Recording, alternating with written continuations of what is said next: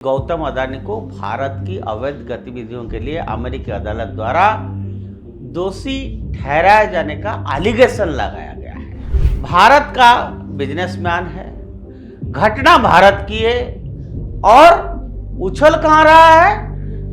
US court में। Source, Hunter Biden और कई डेमोक्रेट्स ने इन चीनी कंपनियों में बहुत बड़ा निवेश किया है। क्या आप चक शुमर को जानते हैं?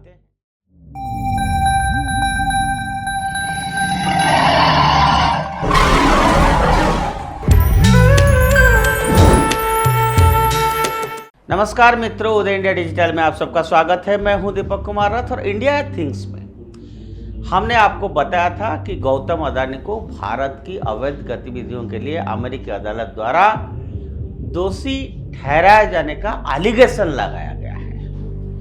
अब कमाल की बात है कि कथित तौर पर उनके अनुसार अडानी ने भारत में छत्तीसगढ़, तमिलनाडु जैसे कांग्रेस शासित राज्यों में सरकारी ठेके पाने के लिए घूस दी, ब्राइबरी जिसको कहते हैं। अब आदमी भारत का, आप सोचिए, भारत का बिजनेसमैन है, घटना भारत की है और उछल कहां रहा है? यूएस कोर्ट में। मतलब गजब की बात हो रहा है। ऐसा चीज तो कभी मिलता है क्या? देखने को, सुनने को कभी मिलता है? आखिर ये जो इसको कहते हैं ना, ममता दीदी कह रही थी खेला, ये खेला कौन कर रहा है और ये खेला क्यों हो रहा है? अब अडानी ने तो ट्रंप को बधाई दे दी, लेकिन अभी जनवरी तक तो सरकार बाइडेन की है। ट्रंप को बधाई देने से तो बाइडेन प्रशासन या डीप स्टेट की तो जल ही होगी ना। कैसे अडानी को मजा चखाया जाए, तो ये तरीका सोच समझ के निकाला गया है।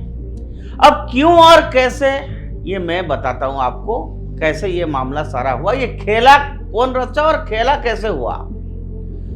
पहला एंगल ये है कि अडानी ने अमेरिकी इंफ्रा और ऊर्जा परियोजना में $10 बिलियन का निवेश करने का वादा किया है, जिस पर वर्तमान में चीनी कंपनियों का दबदबा है।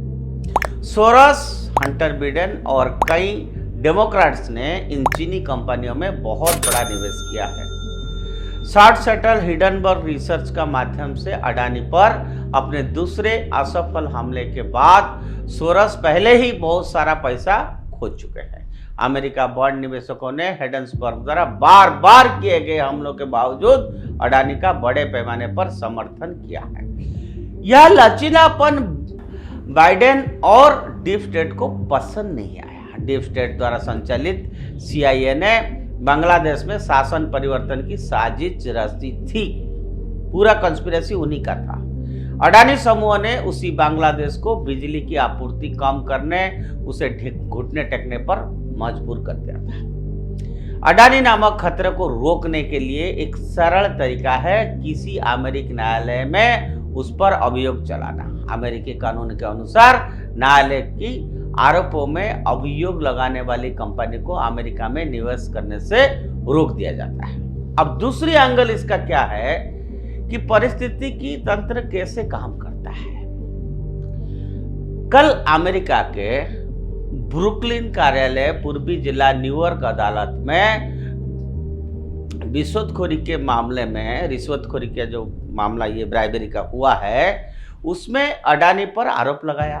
54 पन्नों के आरोप के अनुसार अडानी ने 21-22 में छत्तीसगढ़, आंध्र प्रदेश, तमिलनाडु, ओडिशा, जम्मू कश्मीर परियोजना में अपने निवेश के लिए भारतीय सरकारी अधिकारियों को रिश्वत दी और इसके लिए उन्होंने अमेरिकी बैंक और अंतर्राष्ट्रीय वित्तीय संस्थानों से $2 बिलियन का ऋण लिया। इसीलिए यह अमेरिकी बैंक के साथ धोखाधड़ी की, क्योंकि जो भी यह ऋण लेता है उन्हें यह वचन देना होता है कि वह अनैतिक प्रथाओं के शामिल नहीं होंगे। तो अमेरिकी अदालत के अनुसार अडानी ने भारतीय राज्यों में भारत सरकारी अधिकारियों को रिश्वत दी।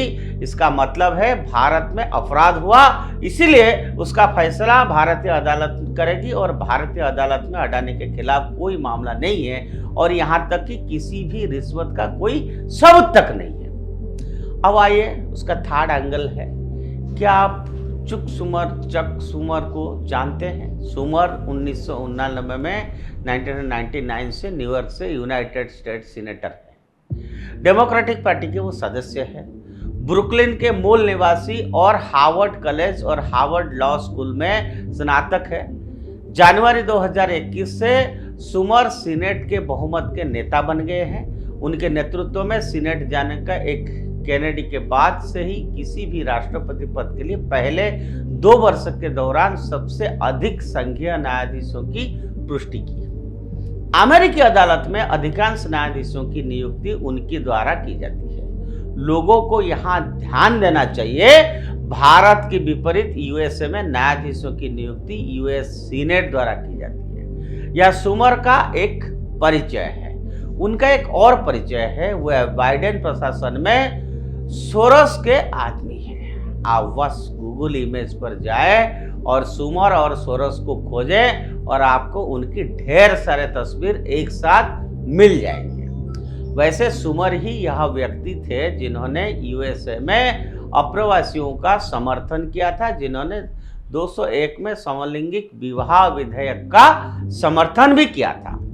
अगर संक्षेप में कहा जाए, उन्होंने हमेशा जॉर्ज सोरोस के एजेंडे पर काम कर रहे थे। सोरोस ने चक सुमर पर बहुत पैसा खर्च किया है और इस पैसे के जरिए वह 2021 में सीनेट में बहुमत के नेता बने और जज की नियुक्ति का अधिकार हासिल किया। इस साल भी सोरोस ने सुमर की पब्लिक अकाउंट्स कमेटी को $16 मिलियन का दान भी दिया। आप सभी जानते हैं कि सोरोस ओबामा, क्लिंटन और बाइडेन के भी सबसे बड़ी दानदाता रहे हैं। मार्च 2021 में सुमर ने अमेरिकी अदालतों के लिए 3 नए अटॉर्नी की सिफारिश की। उसमें से एक थे ब्रायन पीस। न्यूयॉर्क के पूर्वी जिला न्यायालय के अमेरिकी अटॉर्नी के लिए उनके नाम की सिफारिश की गई थी। 15 अक्टूबर 2021 को उन्हें न्यूयॉर्क के पूर्वी जिला के लिए संयुक्त राज्य अमेरिका के अटॉर्नी के रूप में शपथ भी दिलाई गई। अक्टूबर 2021 से ब्रियोन स्टेसी पीस न्यूयॉर्क के पूर्वी जिले के लिए यूनाइटेड स्टेट्स अटॉर्नी के रूप में काम कर रहे हैं। ब्रियोन पीस वो अटॉर्नी है जिन्होंने रिश्वत के मामले में अडानी पर आरोप लगाया है।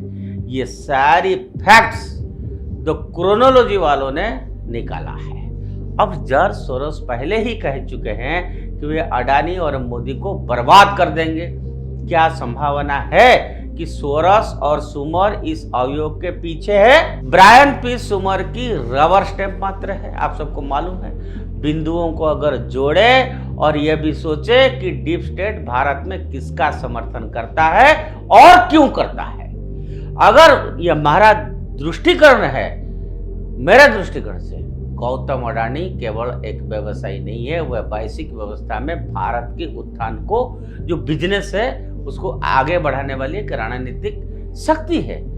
वर्तमान आरोप एक बड़े जियोपॉलिटिकल गेम का हिस्सा है जिसका उद्देश्य पूरे महाद्वीप में बंदरगाह में हवाई अड्डे पर नियंत्रण के माध्यम से भारत की आर्थिक और रणनीतिक लचीलापन और बढ़ती शक्ति को कमजोर करना है। यह न केवल चीन बल्कि अमेरिका और पश्चिम को भी बुरी तरह प्रभावित कर रहा है। ऐसे समय में अडानी का बचाव करना भारत की संप्रभुता, उसकी आर्थिक भविष्य और वैश्विक स्थिरता में उसकी महत्वपूर्ण भूमिका का बचाव करना है। ये विषय मित्रों कि कैसे स्ट्रैटेजी बनता है, कैसे खेला किया जाता है, कैसे उसका पॉलिटिकल फायदा उठाया जाता है। तो कुल मिला के जो अभी हंगामा चल रहा है अडानी को लेके, वो भी एक खेला है और ये खेला एक सोची समझी रणनीति है। वो किसकी है, क्या है, ये सब आपको सामने रखा। एक इम्पोर्टेंट विषय है। इस विषय पर आगे भी मैं और बहुत सारा तथ्य आपके सामने रखने वाला हूं। आज के लिए इतना। उदय इंडिया से जुड़े रहिए। उदय इंडिया को सब्सक्राइब करिए।